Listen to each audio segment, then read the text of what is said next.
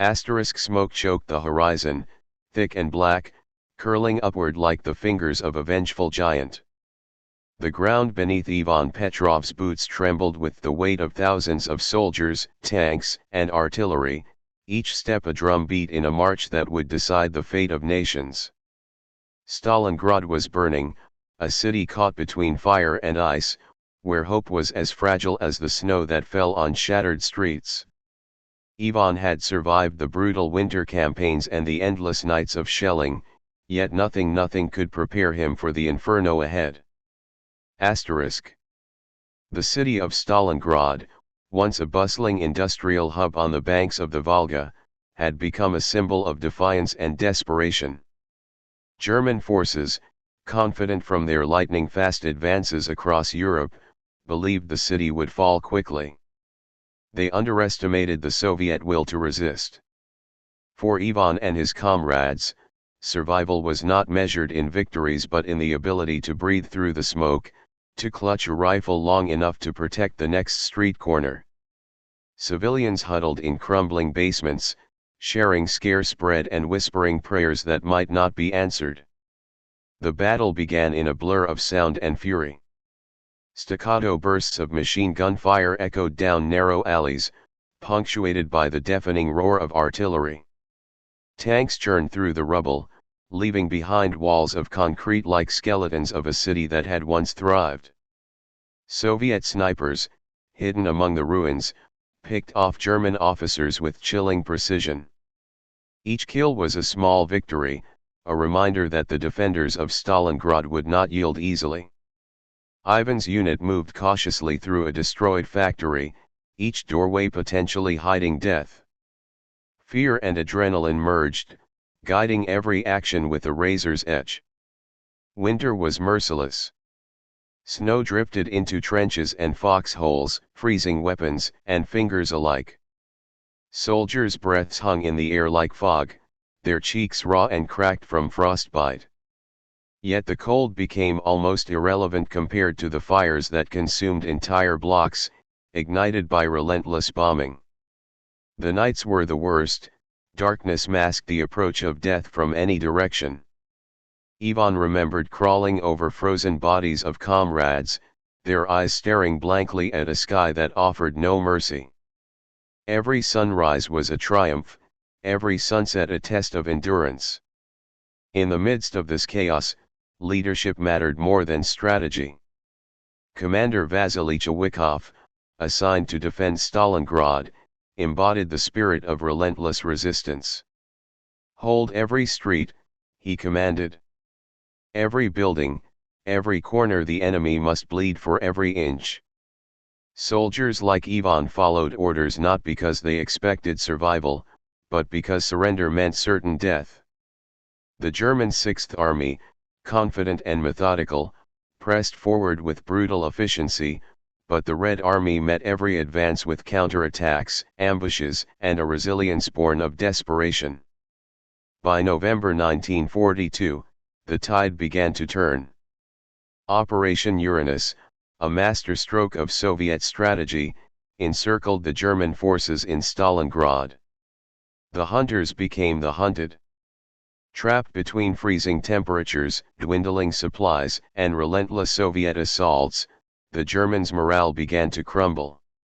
Ivan could scarcely believe that after months of relentless fighting, the enemy he had feared would now face the same torment that he and his comrades had endured. Yet victory was far from assured. The encirclement brought fierce counterattacks, air raids, and a desperate scramble for survival. Among the soldiers, human stories unfolded amidst the destruction. Ivan shared moments of camaraderie with comrades who had become brothers in arms.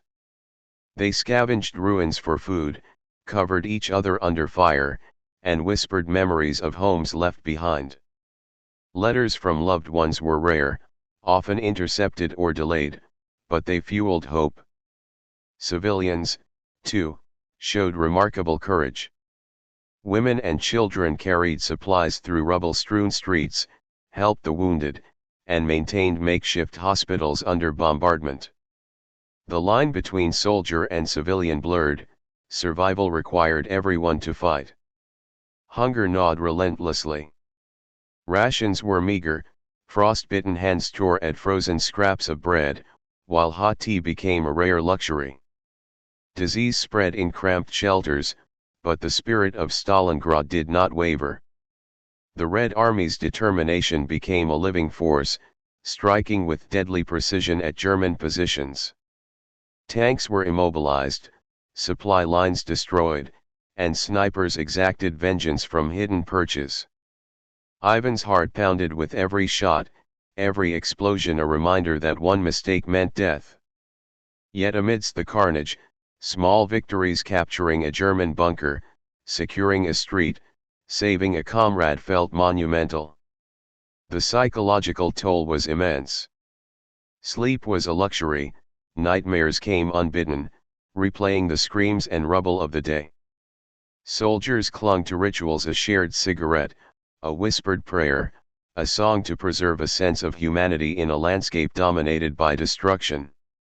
Ivan often found himself staring at the frozen Volga, imagining the city as it had been, wondering if anyone would remember the price paid for every block of concrete, every shattered home. As weeks dragged on, the civilian stories became as harrowing as the battlefield. Families huddled in basements, rationing scraps of food. Mothers whispered lullabies to children over the drone of bombers. Medical volunteers improvised bandages from cloth, treating wounds with limited supplies. The streets were littered with the remnants of homes and businesses, yet life clung stubbornly to the ruins. Bakery ovens fueled by scavenged wood became lifelines, churches became shelters, and human kindness persisted amidst the horrors of war. The cold, the hunger, the relentless artillery, these were not the only enemies. Doubt and fear gnawed at Ivan. Could Stalingrad hold? Could the Soviet forces outlast the German advance? And even if they survived, what kind of world would emerge from the ashes? Questions like these haunted him in moments of quiet, moments that were increasingly rare. Each day was a trial, each night a crucible. By February 1943, the German Sixth Army finally surrendered. Months of fighting had decimated both sides, but Stalingrad had endured. For the first time, the momentum of the war shifted. The Eastern Front was no longer a story of unstoppable German conquest, it was a testament to human endurance, courage, and unyielding resistance. Ivan Petrov, like many survivors, emerged scarred but resolute, aware that the battles ahead in the vast plains of Eastern Europe and beyond would demand even greater sacrifice. Stalingrad was more than a city, it was a crucible. It forged men and women in the fires of adversity, testing every limit of human courage. The echoes of gunfire, the cries of the wounded, and the resilience of civilians would be remembered long after the war ended. For Ivan and countless others, the battle was not just about territory, it was about proving that even in the darkest inferno, humanity could endure. As Ivan stood on a ruined rooftop, looking over the frozen streets, he felt the tremor of history beneath his feet. Stalingrad had survived, and with it, the spirit of the Soviet people. But the war was far from over. The march toward Berlin, toward victory over fascism, had only just begun. Every step forward would be paid for in blood, sweat, and unbreakable resolve. Yet for the first time in months, Ivan dared to believe that victory, however distant, was possible. The city's destruction was total, yet within the ruins, life and hope intertwined. Soldiers, civilians, and survivors began to rebuild in small ways, clearing debris, tending the wounded, sharing what little food they had. The bonds forged under fire became unbreakable, comradeship was no longer a word but a lifeline. Stalingrad had shown the world the price of resistance and the power of unyielding human spirit. And so, as the bitter winds of the Volga swept through the shattered streets. Ivan Petrov and his fellow defenders prepared for the next challenge.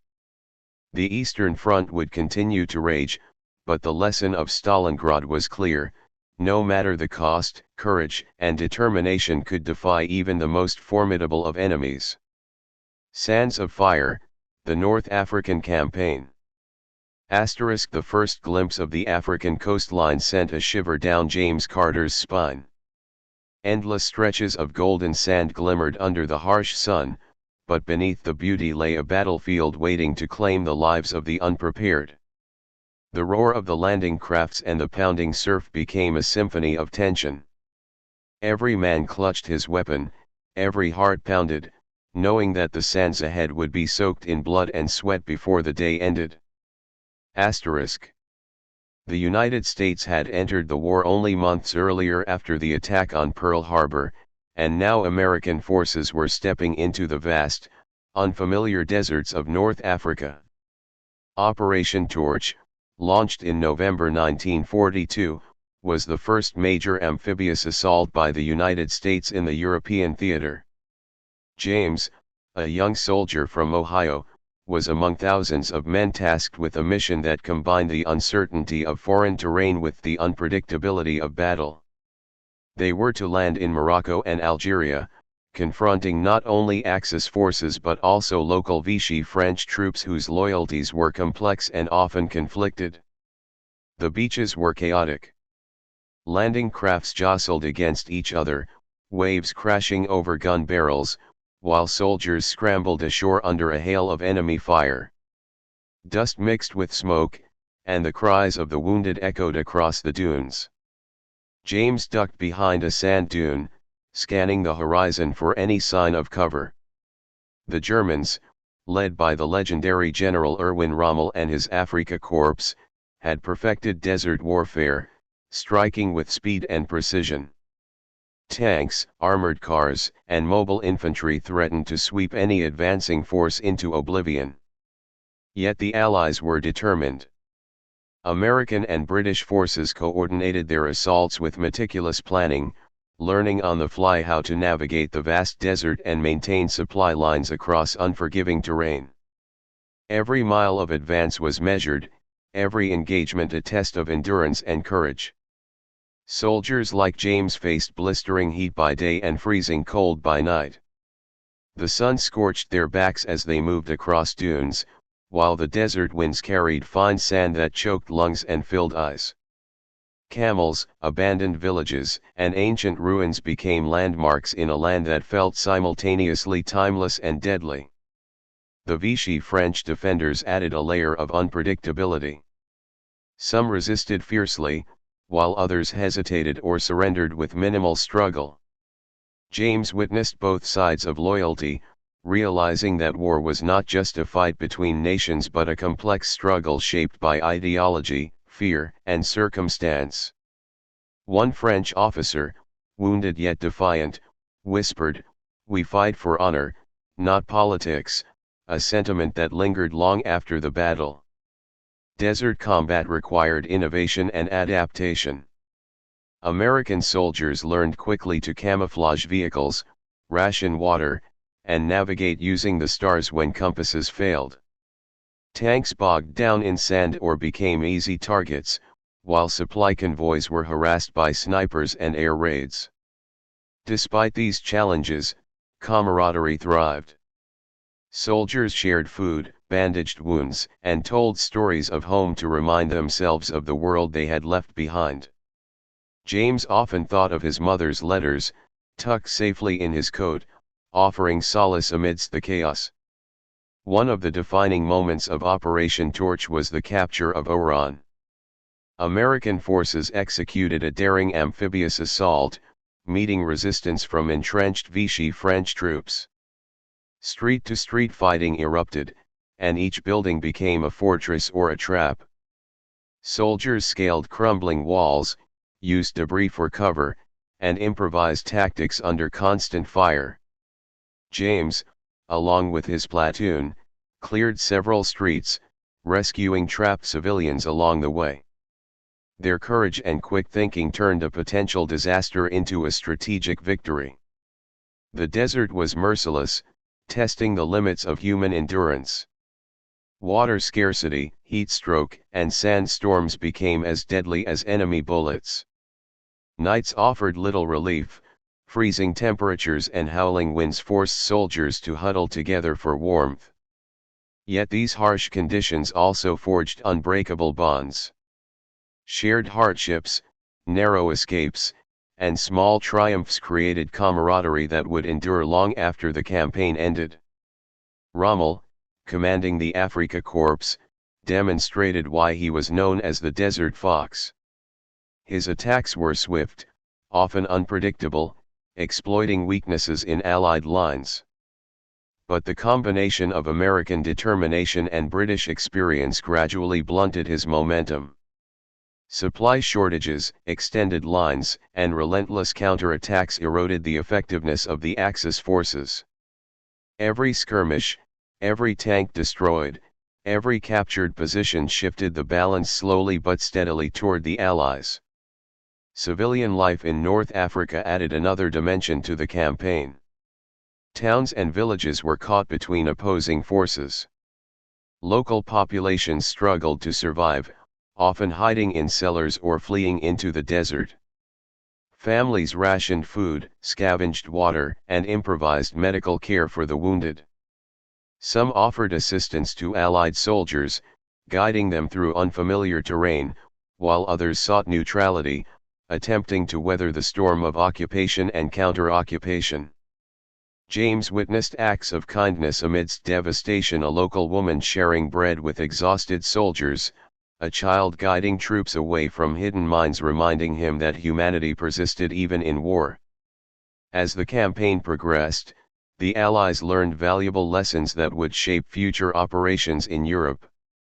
Amphibious landings became more precise, coordination between air, land, and sea forces improved, and logistical strategies were refined to handle extended supply chains. Soldiers adapted to mobile warfare, understanding that speed and communication were as critical as firepower.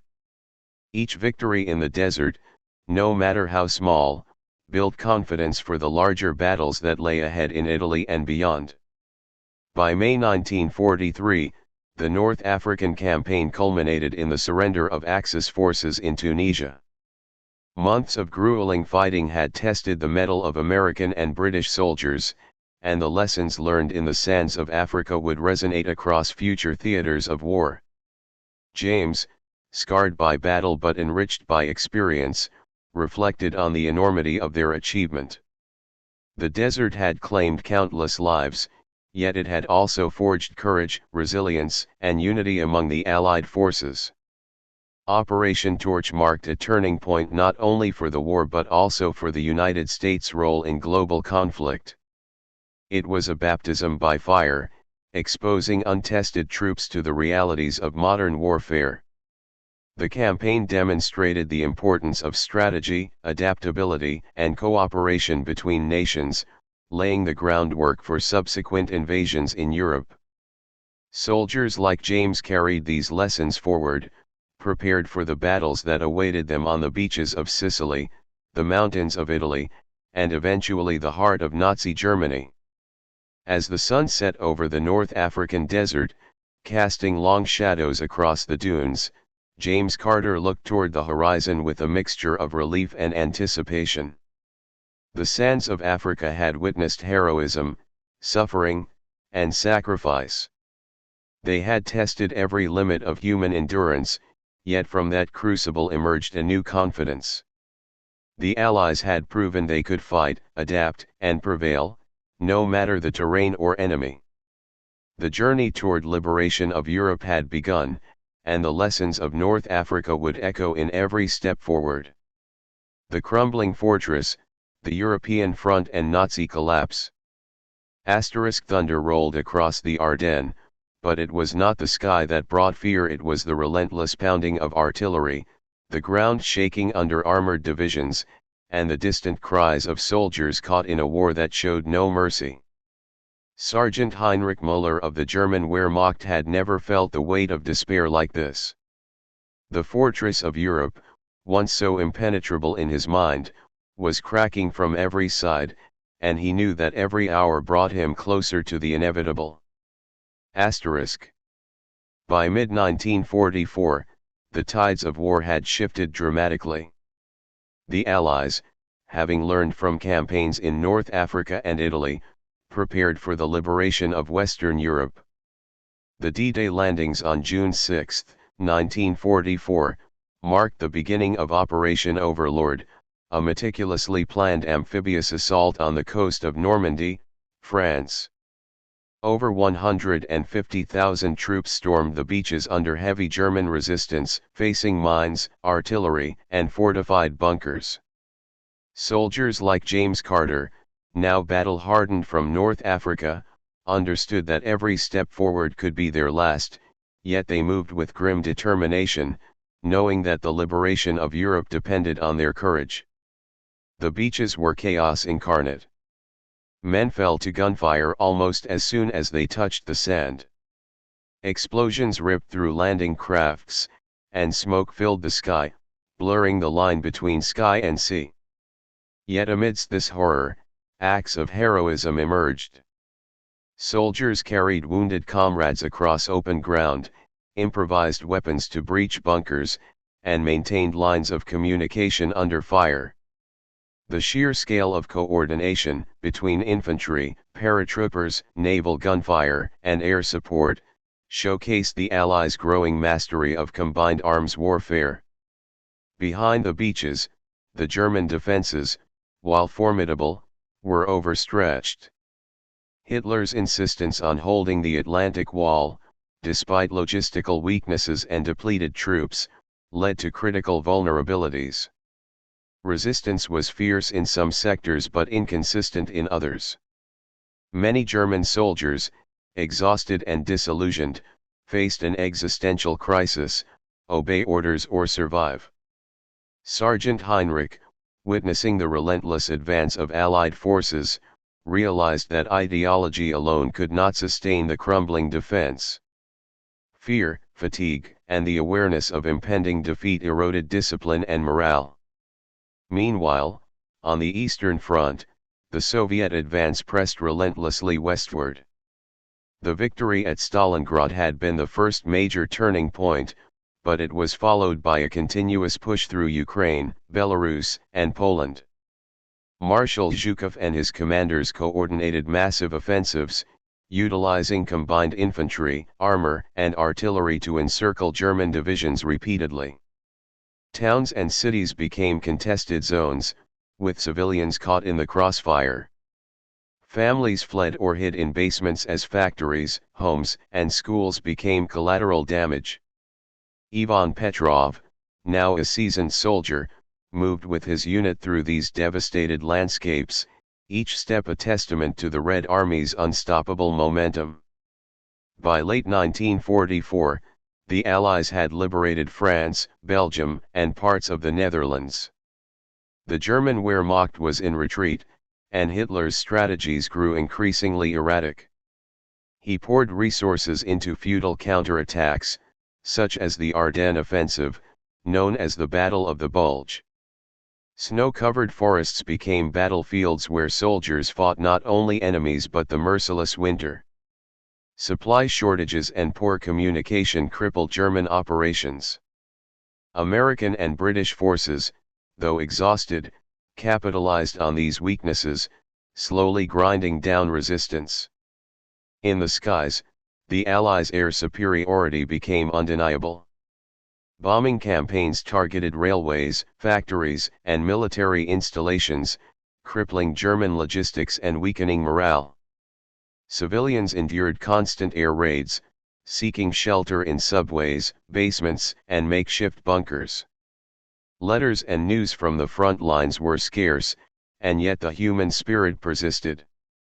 Resistance movements across occupied territories played a crucial role, sabotaging rail lines, gathering intelligence, and assisting advancing Allied forces.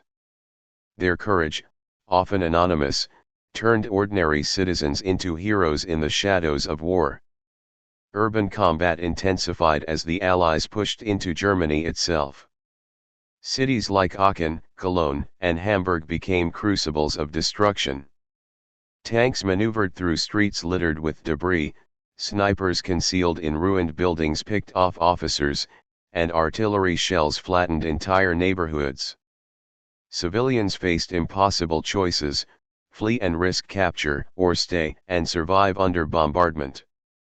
The psychological toll on both soldiers and non-combatants was immense, yet perseverance remained the common thread.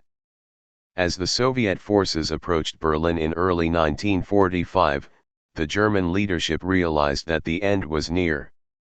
Hitler's obsession with defending the capital led to mass mobilization of teenagers, elderly men, and poorly equipped units in a desperate bid to stave off defeat.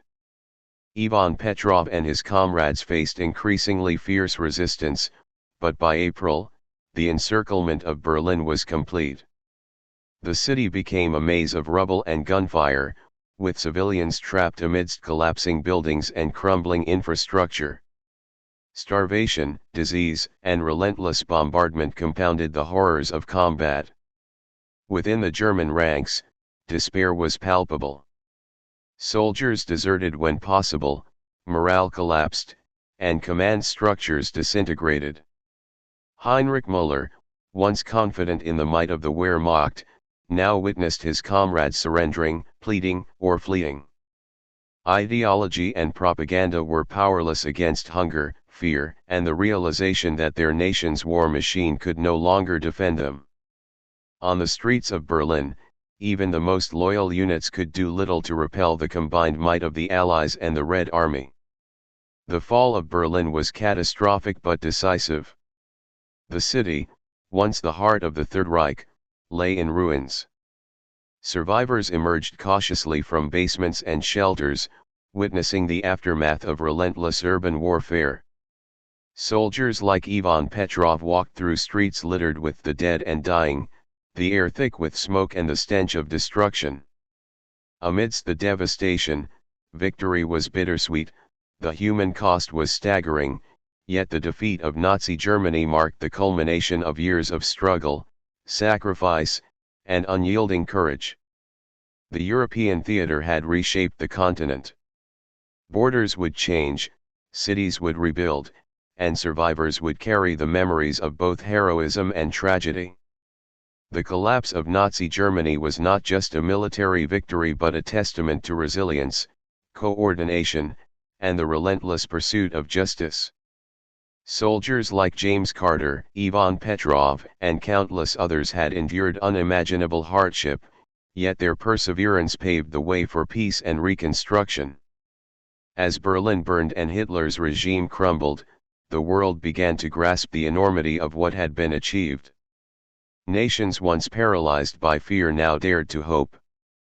The European front, with its deserts, rivers, and cities, had become a proving ground for strategy, courage, and the indomitable human spirit. Each step, from the beaches of Normandy to the streets of Berlin, was paid for in blood, yet it laid the foundation for a post-war world where freedom and resilience could endure. In the end, the collapse of the Nazi fortress was total, yet within the ruins lay the seeds of renewal. Soldiers and civilians, scarred but alive, began the arduous task of rebuilding. Streets would eventually teem with life again, families would return, and nations would unite to prevent such devastation from recurring. The lessons of the European front: courage under fire, unity in adversity, and the importance of strategic foresight would echo through generations, ensuring that the sacrifices of millions were never forgotten. The Last Stand, March to Berlin and the End of World War II. Smoke rose over the horizon, curling into the gray sky like a silent warning. Lieutenant Sarah Thompson adjusted her helmet, peering through the morning mist at the ruined landscape ahead. The Rhine River lay strewn with abandoned boats and shattered bridges, a testament to the destruction that had swept across Europe. Every step forward was a battle against not only the enemy but exhaustion, grief, and the memories of those who had fallen along the way. Asterisk. Spring of 1945 brought the final thrust of Allied forces into the heart of Germany. Months of grueling campaigns had left the European continent scarred, yet determination burned fiercely in the soldiers pressing toward Berlin. The Allies, including American, British, Canadian, and French units, coordinated their attacks with unparalleled precision. Lieutenant Thompson, part of a reconnaissance platoon, moved cautiously through villages where each doorway could conceal a sniper or an ambush. Her unit's mission was to scout ahead, ensure supply routes, and prepare for the inevitable urban confrontations that awaited the main forces. German resistance was fierce but increasingly desperate. Hitler's generals struggled to maintain cohesion, while civilian militias composed of teenagers and elderly men were thrown into battle with little training or equipment. In one village outside Magdeburg, Thompson's platoon encountered a platoon of German youths barely old enough to shave. Their eyes reflected fear, confusion, and an unwillingness to kill, yet they clutched rifles under orders they scarcely understood. The encounter was surreal. Soldiers on both sides recognized the absurdity of the war consuming generations. Meanwhile, on the Eastern Front, Soviet forces were closing in from the east with relentless momentum. Marshal Zhukov's troops advanced in massive formations, encircling German units and systematically capturing towns. Civilians fled into the countryside, hoping to avoid the violence, but few places offered true safety. Fires consumed entire neighborhoods as artillery shells and bombing raids reduced structures to rubble. Amid the chaos, acts of humanity persisted. Families shared meager rations with stranded soldiers, doctors treated the wounded in makeshift clinics, and resistance fighters provided guidance to advancing troops. These small gestures reminded everyone that, even amid annihilation, compassion endured. By mid-April, the Allies from the west and the Soviets from the east were closing in on Berlin. Communications within German command broke down entirely, messages went unanswered, orders were ignored, and morale disintegrated. Hitler, isolated in his underground bunker, refused to acknowledge the inevitability of defeat. Within his inner circle, panic and paranoia ruled, as officers feared both Allied retribution and the consequences of their own failures. Outside, the city itself became a labyrinth of barricades, trenches, and improvised fortifications. Civilians hid in basements, witnessing the destruction unfold while enduring cold, hunger, and fear. Urban warfare became the defining characteristic of the final assault. Thompson's unit moved street by street, often encountering snipers, mines, and ambushes. Tanks navigated narrow avenues, their cannons blasting through fortified positions. Civilians emerged cautiously, some offering directions, others pleading for help. The streets echoed with the sounds of artillery, gunfire, and human suffering. Yet amidst the horror, bravery shone brightly. Soldiers rescued trapped families, cleared collapsed buildings, and improvised medical care under constant threat. Each small victory in the city brought them closer to the final objective, the heart of the Nazi regime. Inside the Reich Chancellery, Hitler's world unraveled. Surrounded by loyalists and a dwindling bodyguard, he faced the grim reality that his empire was collapsing. Orders were issued, ignored, or impossible to execute. Plans for last-ditch counterattacks failed, as supply lines were severed and troops surrendered en masse. The bunker, once a symbol of power and invincibility, became a tomb of despair and denial. On April 30, 1945, Hitler's suicide marked the symbolic end of the Third Reich. His death was the culmination of months of relentless assault, crumbling defenses, and the unstoppable advance of Allied and Soviet forces. The surrender of German forces followed swiftly. Cities across Germany witnessed mass capitulations, often negotiated to prevent further destruction. Thompson's platoon accepted the surrender of a small garrison outside Potsdam, observing the exhaustion etched on the faces of soldiers who had fought bravely despite impossible odds. Civilians cautiously emerged, reclaiming streets, homes, and shattered lives. War-weary and wary, they faced the immense task of rebuilding both their cities and their sense of humanity. The fall of Berlin and subsequent German surrender on May 8, 1945 Victory in Europe Day was a moment of both triumph and profound reflection. Soldiers celebrated, yet memories of fallen comrades, destroyed cities, and civilian suffering tempered their joy. Lieutenant Thompson, standing amidst the ruins, contemplated the enormity of what had been endured. Europe was free from Nazi tyranny, but the scars of war would linger for decades. Families had been uprooted, cities razed, and millions had perished. Yet the resilience of the survivors promised a future in which democracy, justice, and human rights could be restored. Beyond Berlin, the war's end in Europe set the stage for reflection and reconstruction.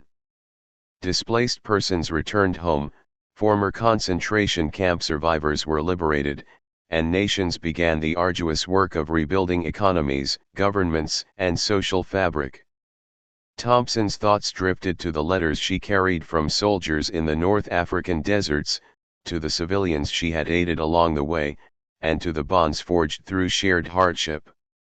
Every individual story contributed to the collective memory of courage, endurance, and the price of freedom. The European theater of World War II demonstrated not only the horrors of total war but also the capacity of human beings to endure unimaginable suffering while striving for justice. Soldiers like Thompson, James Carter, and Ivan Petrov, civilians trapped in cities, resistance fighters behind enemy lines each played a crucial role in dismantling the Nazi regime. Their perseverance, ingenuity, and moral courage ensured that tyranny could not prevail. As the smoke cleared and Europe began to breathe again, the lessons of the final march to Berlin became clear. Strategy, unity, and unwavering determination could overcome even the most entrenched oppression. Yet, perhaps more importantly, the human spirit, compassion, bravery, and resilience remained the ultimate weapon in the fight for freedom. The war had ended in Europe, but its echoes would influence generations, reminding humanity of both its capacity for destruction and its power to rebuild. The sun rose over a continent scarred but alive, casting light on the streets of Berlin, the fields of France, and the deserts of North Africa.